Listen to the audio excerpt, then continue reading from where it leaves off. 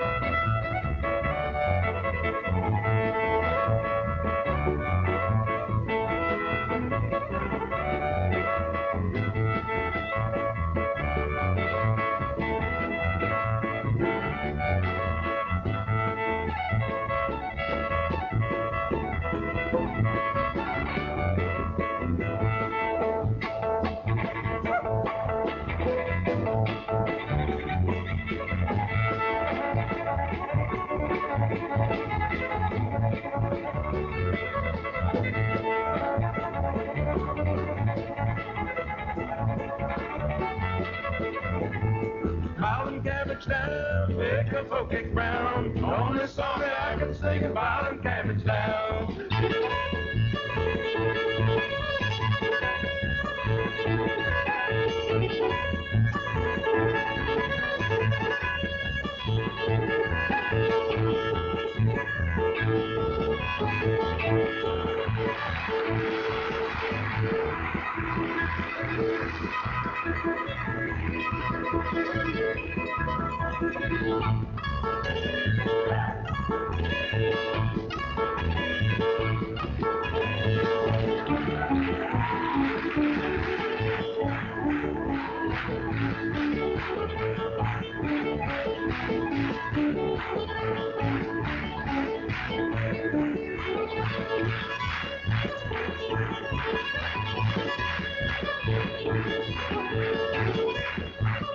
Thank you.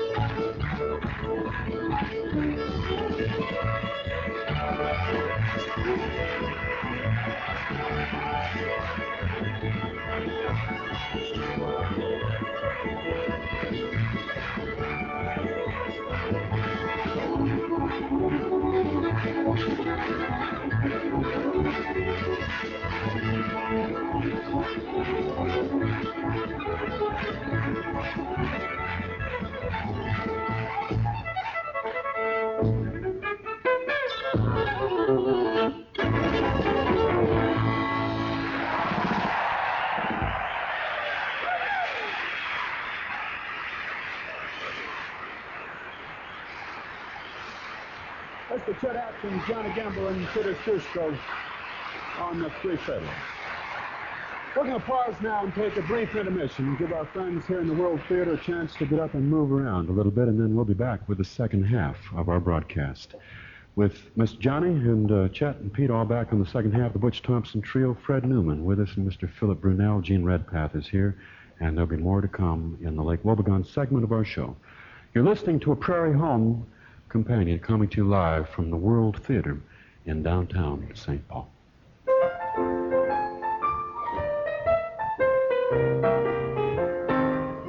This special telecast of A Prairie Home Companion is funded by Cargill to keep you informed of all the significant changes in Lake Wobegon as they occur.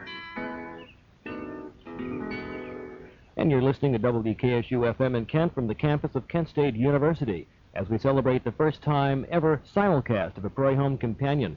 If you are not watching on television, tune in channels 45 and 49, and you will see what you've been missing for over 12 years. If you would like to call and win a trip to St. Paul and see A Prairie Home Companion live, simply call us right now as volunteers are standing by to talk with you at 672-2132. And we, of course, will have an 800 number set up for you. You can dial 1-800 in front of that. In just a few moments, the second half of A Prairie Home Companion. Local funding for A Prairie Home Companion tonight is provided in part by the Mustard Seed Healthy Market, more than a health food store, and by Don Drum Studios and Gallery, displaying fine American arts and crafts at 437 Crow Street in Akron. Once again, if you would like to call us this evening, we'll be happy to talk with you and enter your name in the contest to St. Paul. And the number is 672-2132 or 1-800-672-2132. In just a few moments, we'll be going back to the second half of A Prairie Home Companion. Special thanks tonight also go out to Fine Wines and Fancy Foods of Hudson, the Hudson Country Store, providing our volunteers with excellent meals this evening. Welcome back now to the second half of our live broadcast of A Prairie Home Companion coming to you from the World Theater in downtown St. Paul. This portion of our show brought to you by your friends in Lake Wobegon, Minnesota, the little town that time forgot that the decades cannot improve, including the Chatterbox Cafe where Dorothy presides, the place to go. That's just like home. Time now to stop in at Dorothy's if you want to pick up some of Dorothy's own great fried chicken. Yes, sir, before it gets too hot, so she doesn't feel like doing that. Chicken fried the way the chicken itself would have wanted had it known how good it could become after its demise. Brought to you too by the Sidetrack Tap, where Wally and Evelyn wait to welcome you. The dim little place there on Main Street where the pinball machine never tilts, where the clock is always a half hour slow, the boiled eggs are fresh every month, and love never dies. Brought to you too by Ralph's Pretty Good Grocery. Remember, if you can't find it at Ralph's, you can probably get along without it. Let's come in here with just a little message from Worst Case Scenario. Worst case scenario, when it's important to know the worst that could happen. Worst case scenario, Frank here. Hey, the wife and I were thinking about taking in a movie tonight, and we sort of wondered what could happen. Worst case scenario, you could bend over to see what was on the floor your foot was stuck to and knock yourself unconscious on the seat back and tip over into the lap of the woman next to you who could scream for the manager, and he could turn on the lights and shut off the movie, and people in the audience could pelt you with M&Ms and raisin balls. And by the time you explained everything, the newspaper reporter could already have filed his story, and the next day your boss could fire you, and in the divorce settlement your wife could get everything except your brown suit, and you could spend the rest of your life walking along roadways with a big garbage bag picking up aluminum cans. Thanks a lot. Say, Frank, you still there? Yeah, I'm here. I'm the, I don't need to go into a lot of detail on this, but I mean, I'm the host of a radio show, and we were kind of thinking about doing our show live on television. What would be the worst? Are you sure you want the worst case scenario in that? I see your point. Worst case scenario, when you need to know the worst sometimes, but not necessarily right while you're doing it. Here's a little song. You all know this song. Feel like singing? Yeah? All right. Well, that's good. I don't know what I would have done if you'd said no. But what's the key in this? In the key of F, is that all right? What does it sound like? Just give them a chance here. It's an old song, and the women get that beautiful high harmony part, that high descending harmony. Tell me why the stars do shine. Do you know that? The men sing the boring part, the melody. Tell me why the stars do shine. Tell me why the ivy climbs. How do you sound? Tell me why the stars so and I will tell you just why I love you. Need a few more basses now on the bottom half. I pledge allegiance to the flag and the republic for which it stands. You don't need to rise. One nation indivisible, under God, with liberty and justice for all. This is my solo verse here, if you don't mind.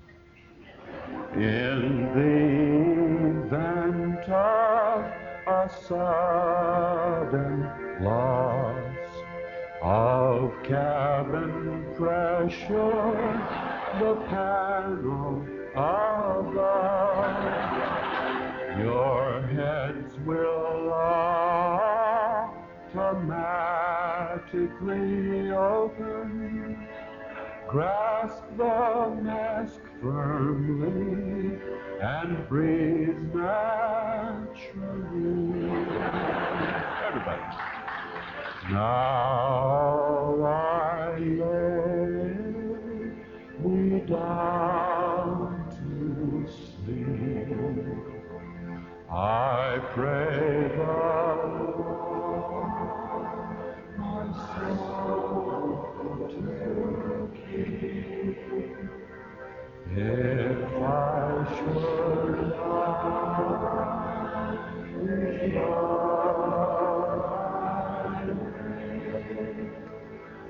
I pray the Lord my soul to keep.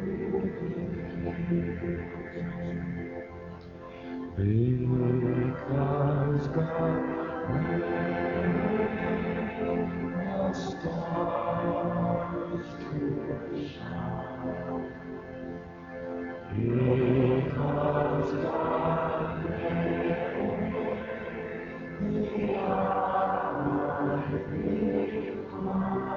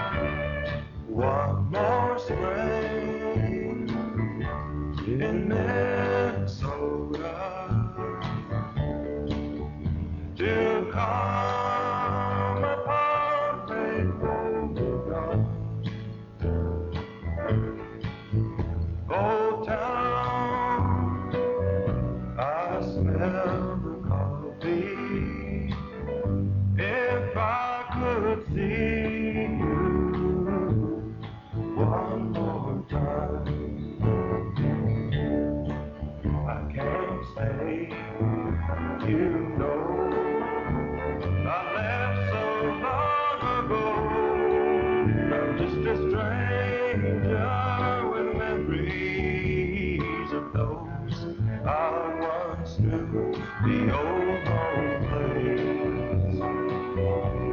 I think I know that face. Just wait, I'll get it.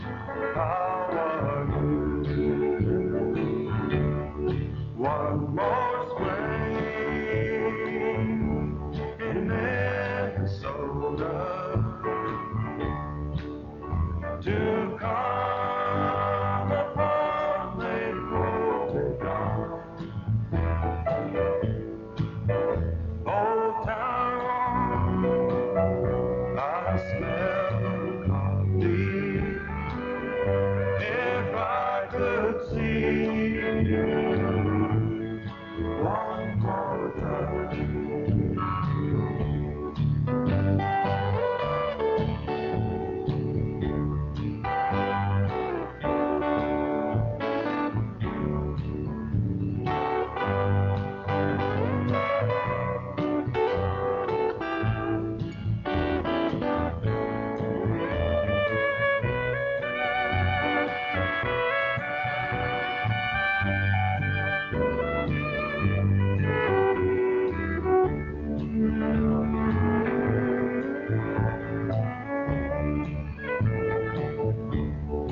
Oh, that yard, that tree, you climbed it once with me, and we talked of cities that we lived. Someday I'll live, old friend. Now I'm back again. Please say that you miss me since I ran away. One more time, this dance together. Just you and I, now don't be shy. This time I know I'll hear the music. If you would hold me one more time. If you would hold me one more time.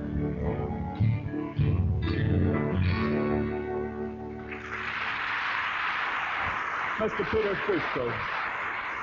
Sweet old song about the old hometown. Well, it's been a quiet week in Lake Wobegon, my hometown. It's quiet because spring is come and spring is awesome and magnificent, and everybody's quiet in the face of it. It's just almost too much for us. When everything turns green and there's so much life in the air, thinking about an afternoon like Tuesday or Wednesday afternoon, after that tremendous rain that we had in the morning, walking outside in town, and the moisture in the air and the smell of grass coming up from beneath your feet.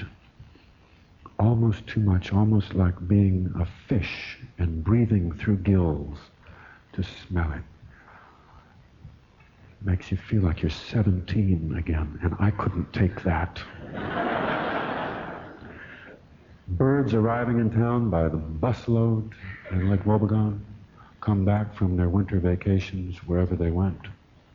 And the Norwegian bachelor farmers hung out their sheets this last week, finally washing their sheets after those long winter months. Now it's finally safe to do it. Walk around town now that the screens are on the windows. Hear all sorts of things coming out of houses that you weren't meant to listen to. Husbands and wives discussing things with each other. Listen to piano lessons, that tune that kids have been working on every spring. the one that goes da da da da da da dum da dum dum dum dee dee dee dee dee dee dee da dum da da dee. Smell floor wax coming out of houses. Smell hamburgers and onions cooking.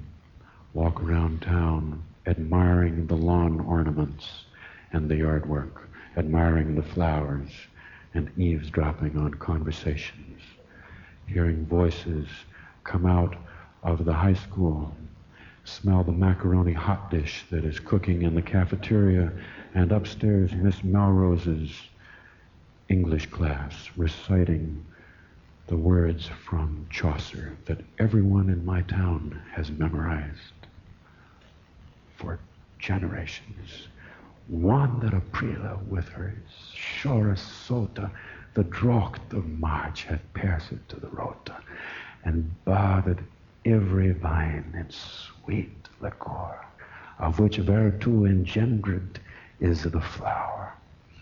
One Zephyrus ache with his sway the breath inspired hath in every holt and heath the tender crops, and the young sun hath in the ram his half-course run. And small a fowless maken melodie that slapen all the necht with open ear. Now small and foul maken melodie in my hometown in Minnesota. Although those lines were written 600 years ago, it still describes spring, the sweet breath of the wind and the tender crops and the small fowler maken melodie that sleep in all the necht. I don't know if they sleep with open ear or not. Mine ear are closed during the necht. I hope yours too.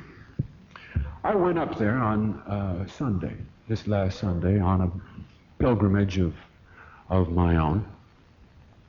Went up to visit my family and was surprised to find that they weren't home. I hadn't called ahead, but somehow I always had the feeling they were up there waiting for me to come, and so it was dismaying. Walked in, door was unlocked, of course, walked in the kitchen. Called, nobody was there, felt bad. Felt worse when it looked as if they'd left in a hurry out the back door. There was a dish on the table with cookie crumbs on it. My mother would never leave that there unless she was running. And so I felt bad. I've always been a little sensitive about whether or not people really liked me, or if there was something else involved, if they did it for a reason. I've worried about it since I was a kid. I saw my mother once give money to my best friend, Lance. She gave him $3. She was buying salve from him. He was selling salve door to door. But a lot of kids sold salve. Why did she have to buy so much? Suddenly I understood why he chose me to be on his softball team. Well, they weren't home, so I drove into town where there was a traffic rush on Sunday morning, people leaving church. It was Confirmation Sunday at Lake Wobegon Lutheran Church. There were 13 young people who were 14 years old who gone through confirmation class and who stood up at the altar rail on Sunday morning and were admitted into the circle of believers. 14 of them, including the Tolleroots' third oldest girl, Lois, was there, I discovered afterward. Stood up there in the front of the church, these young people, and were asked by Pastor Inkvist some of the deepest questions about the faith, questions that have troubled theologians for centuries. And these young people answered them readily from memory.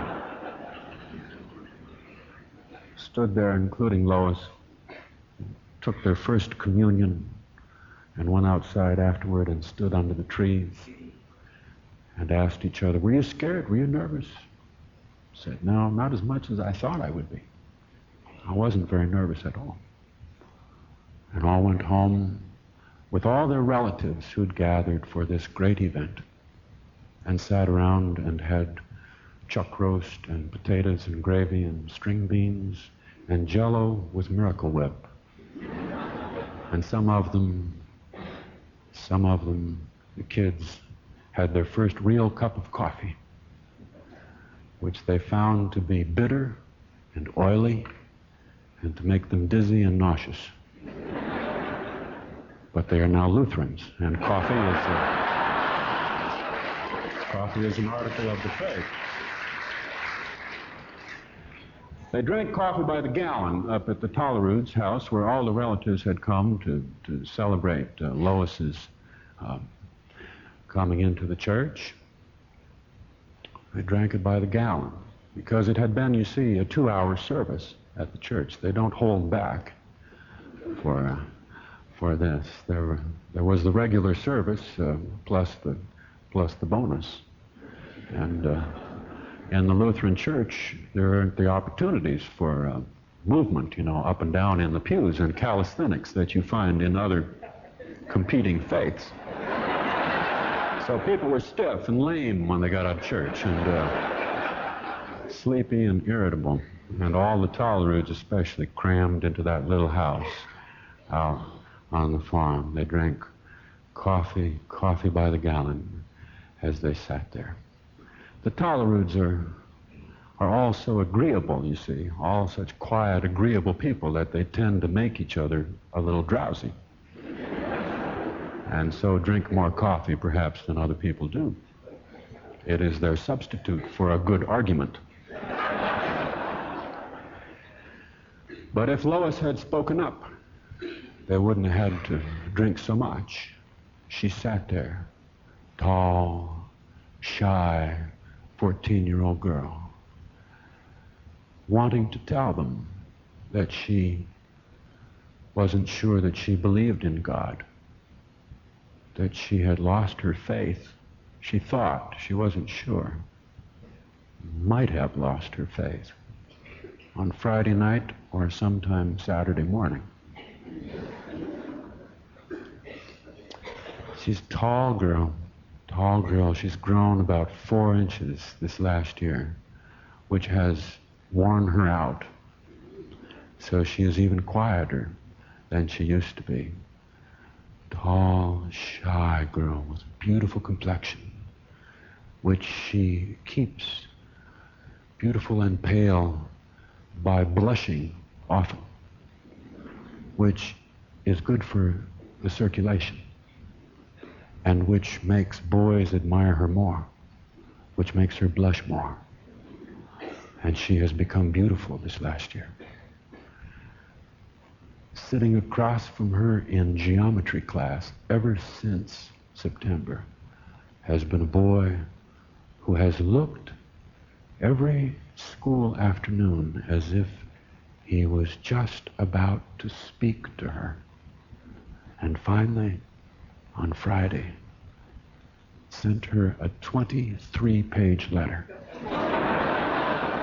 written in a small ballpoint hand, telling her how much she means to him, how important she is in his life, that he believes that God has written their names together in some kind of date book that God keeps in heaven, and that if they do not go on in life as a couple, that somehow nature is to the rest of us.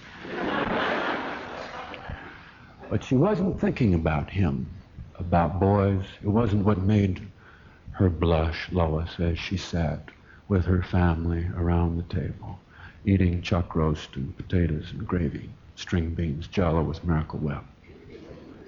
She was thinking that she ought to say to them that she'd lost her faith. She thought. Then they wouldn't have needed so much coffee.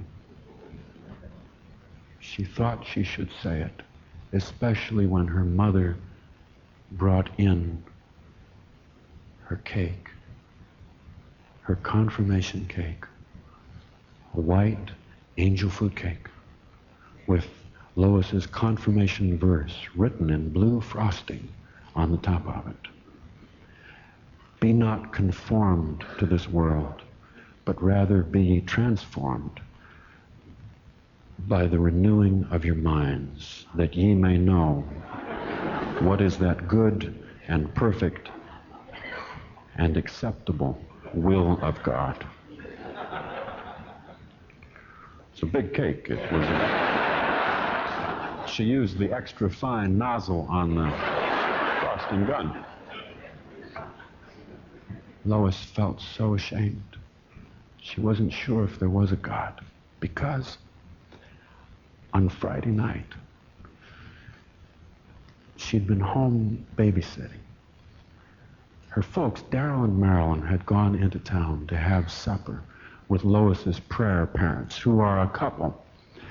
There's a couple appointed by Pastor Inkfist out of the congregation for each child who's to be confirmed.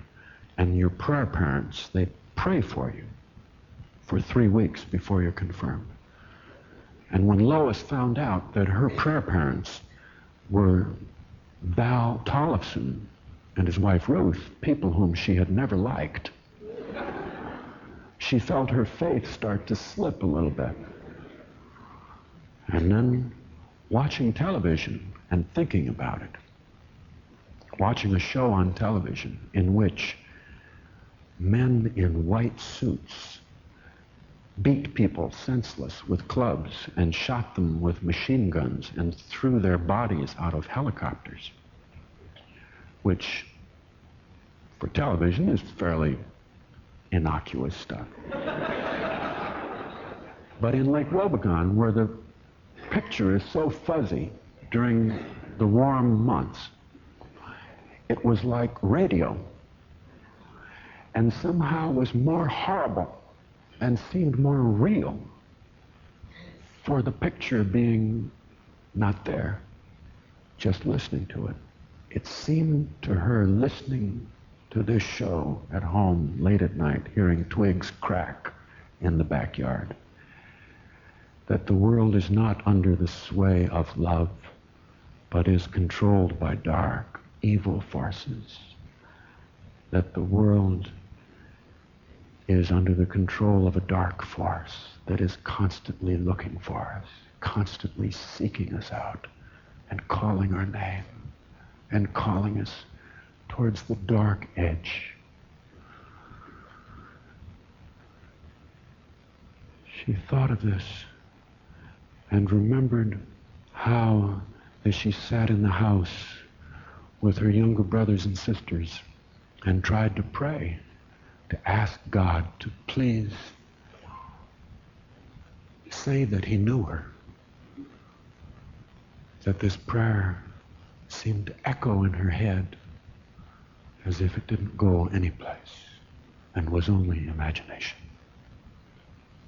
So when she saw her confirmation cake and the verse, she felt ashamed and excused herself from the table before dishes and put on her blue jacket and walked out across the corn stubble, through the windbreak, out past the woodpile, out across the field, towards a farther line of trees, and towards the ravine where she'd spent so many hours as a child.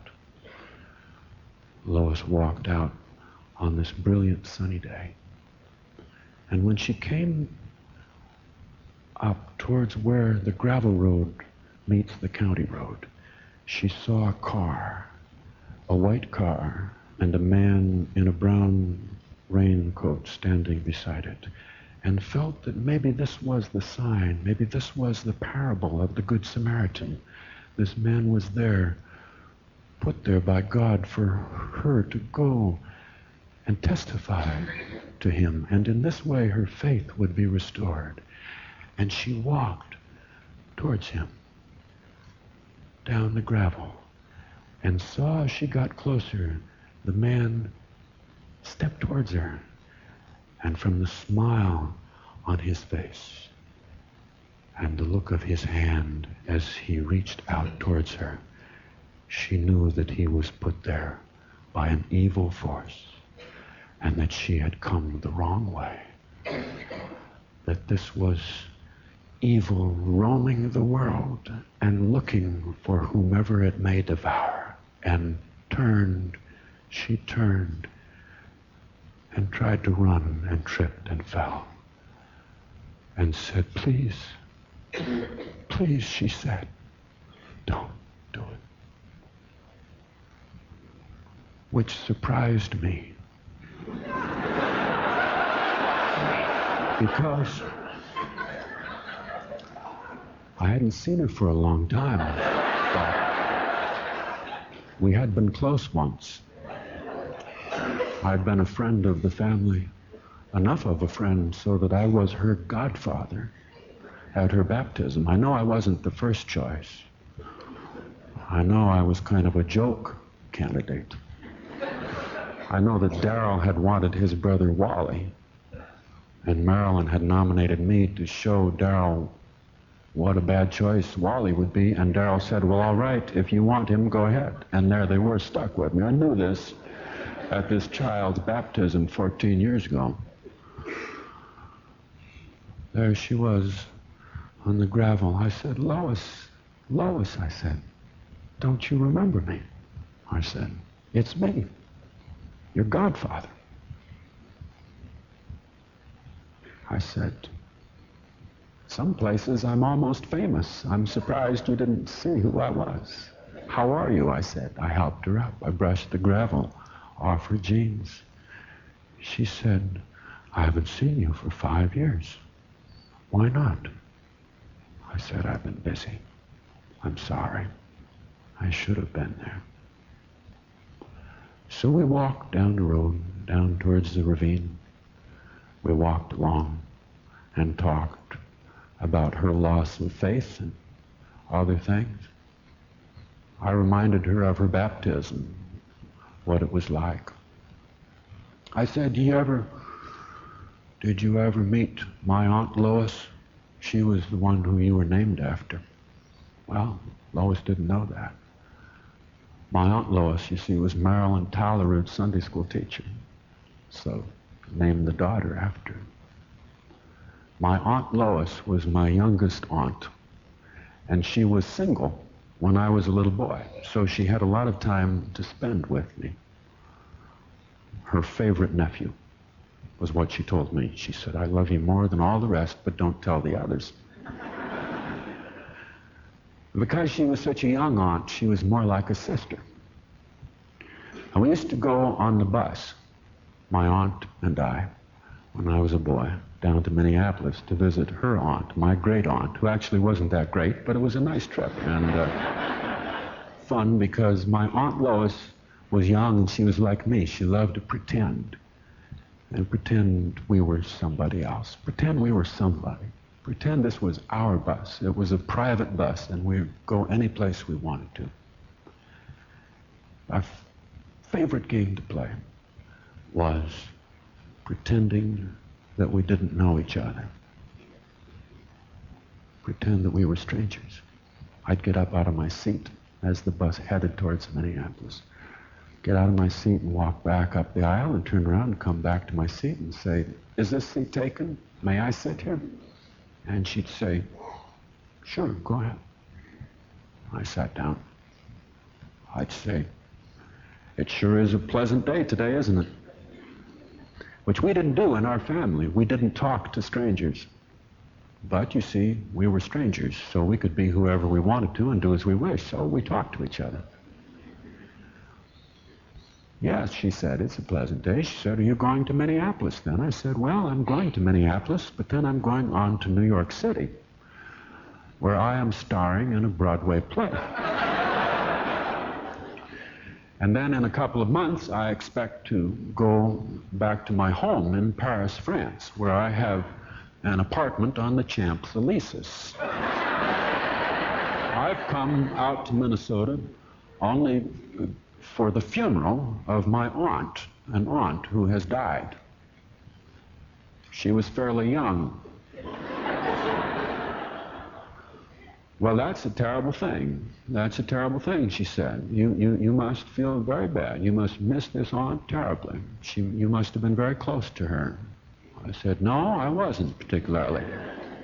But she was sort of family, I said. You see, I was adopted. I was an adopted child. My real parents were Broadway actors, and they sent me out here to live on the farm because they thought I would get more to eat. But people out here don't really understand people like me, and I can't say I really miss her all that much, which made her feel terrible.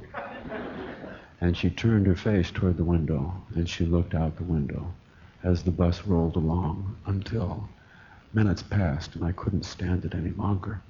I turned to her and I said, talk to me. And she said, I don't need to talk to you. I said, talk to me. She said, if you bother me, I'll talk to the driver and have him throw you off the bus.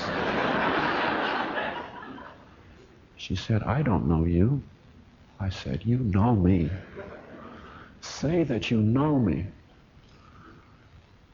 She said, I don't know what you're talking about. I've never laid eyes on you before. I don't know you from a bale of hay.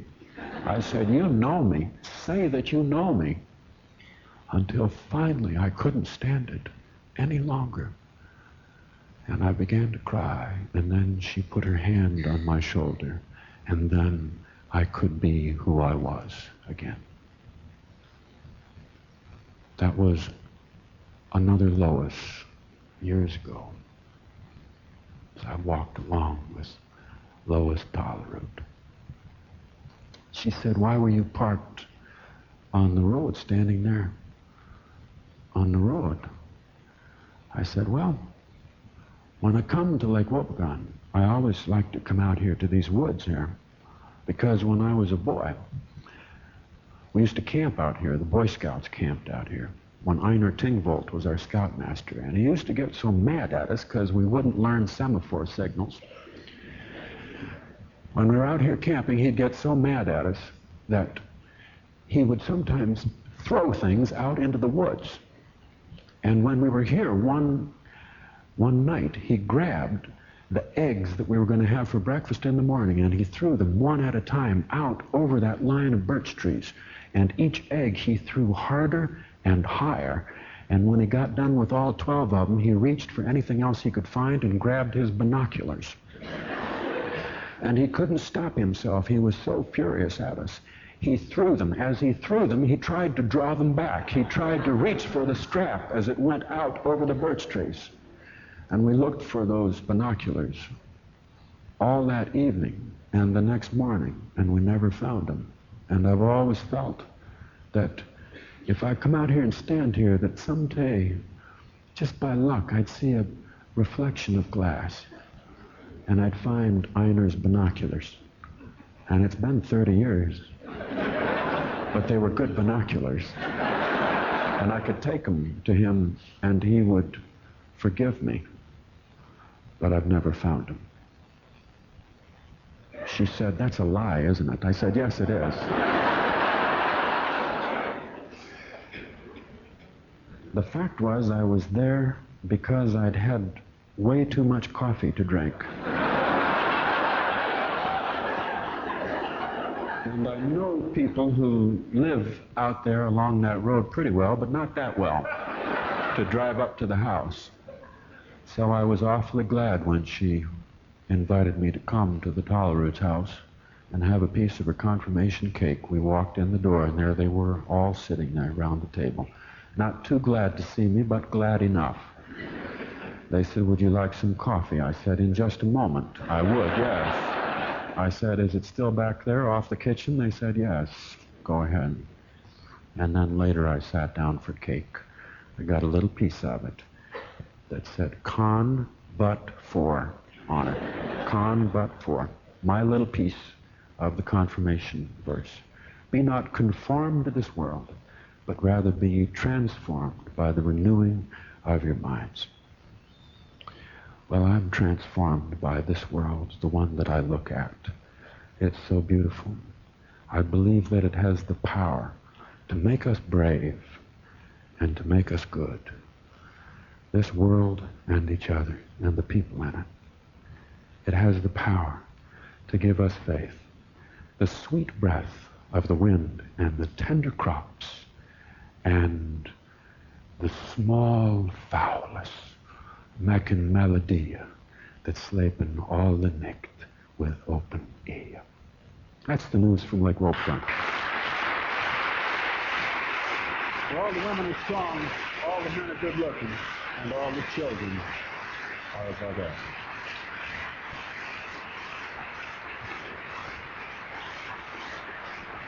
Oh, Miss Jean Redpath. Come and sing us a song here, will you? Maxwell and breeze are bonny, or early falls the dew, and 'twas there that Annie Marie gied me her promise true. Gied me her promise true, that ne'er forgot will be,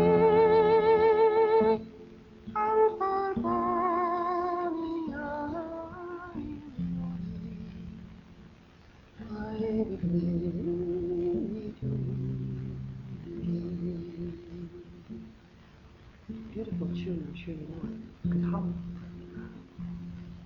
Like dew on the gowns of wine is the fall of her fairy feet, and like wings in summer sighing,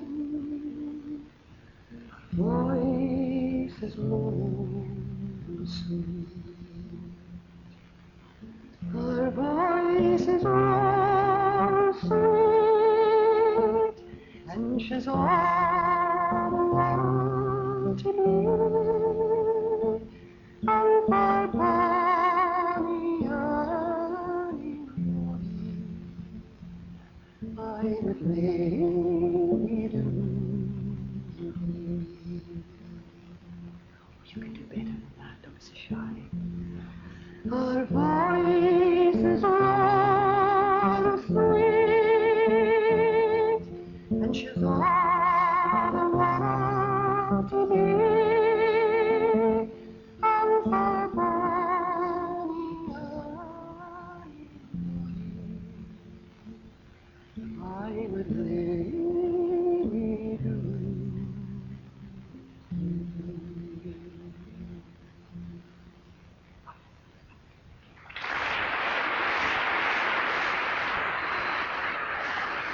Thank you, Miss Jenny. Thank you, Jenny. I'll send out congratulations on the new baby to Liz and Jay in Pierce, South Dakota. Wish we were there, say Susan and David, who are here. And congratulations to Tony and Georgina, who rediscovered each other after 40 years. They're here in the audience tonight. Happy 93rd birthday to Susan Weinrich, St. Charles, from your granddaughter, who flew in to see the show and forgot her glasses. Thank goodness it's a radio show, she says. To Judy in New Jersey, St. Paul is great. Come west, young woman, says Ted. And hello to Kathy and Roger and the boys. This would have all been possible without you, but we send our love anyway, say Cindy and John. Happy anniversary to Alana and Clayton in Des Moines. You'll hear this when you get home. Love from Craig and Deb. And congratulations to Ellen Chamberlain in Cazenovia, New York, who has a new hip. And Frank and Cynthia hope that it makes her happy. And why shouldn't it? Mine has given me a lot of pleasure. And that was just the left one. Johnny, let's do a little tune here. Let's give those folks at home a little chance to dance. And Mr. Chet Atkins, put on that gray bonnet here.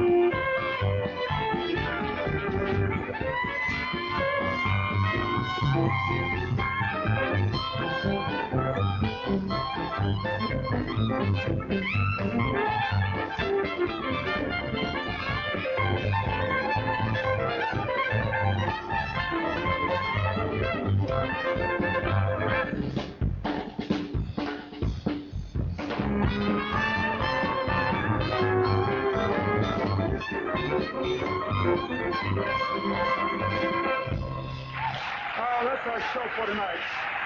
We got to hightail out of here. We want to thank Chet Atkins and Mr. Johnny Gimble, Gene Redcast, the Butch Thompson Trio, Peter Stursko, Mr. Philip Linnell, Frederick Newman, Mr. Howard Moore, Joe Moraney back here on the clarinet, Mr. Peter Eklund, Bruce Kalin, Gary Gauger, Prudence Johnson, and Tom Keith for all being on our show tonight. And you too for coming. What a pleasure. Thank you so much. Pardon me if I'm sentimental when we say goodbye. Don't be angry with me should I cry. As you leave, yet I'll dream a little dream of days gone by. Now and then there's a fool such as I. Thank you so much for being here, folks. Thanks for coming, and thanks for letting us come into your home. We'll see you next week, I hope. Good night. Good night.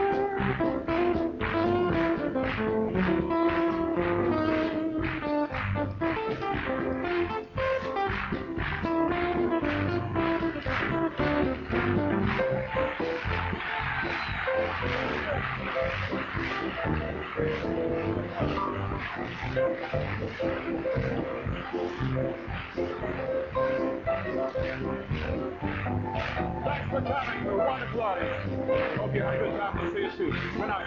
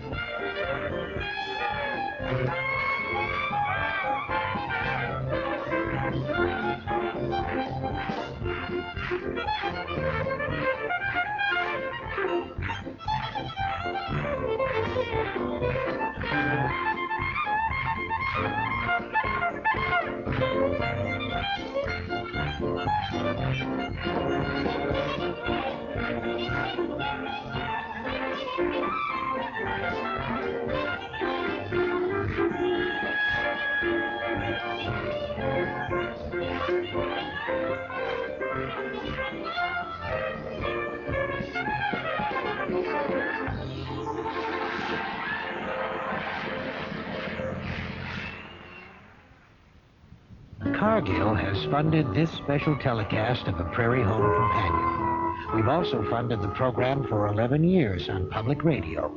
Tune it in for more news of Lake Wobegon. You never know what might change.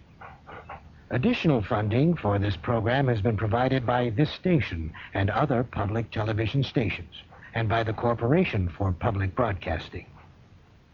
Additional funding has been provided by American Airlines, something special in the air.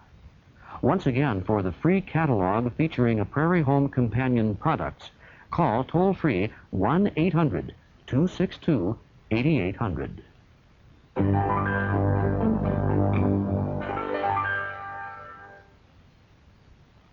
And if you would like to call right now, volunteers are still standing by if you would like to be included for a free trip to St. Paul.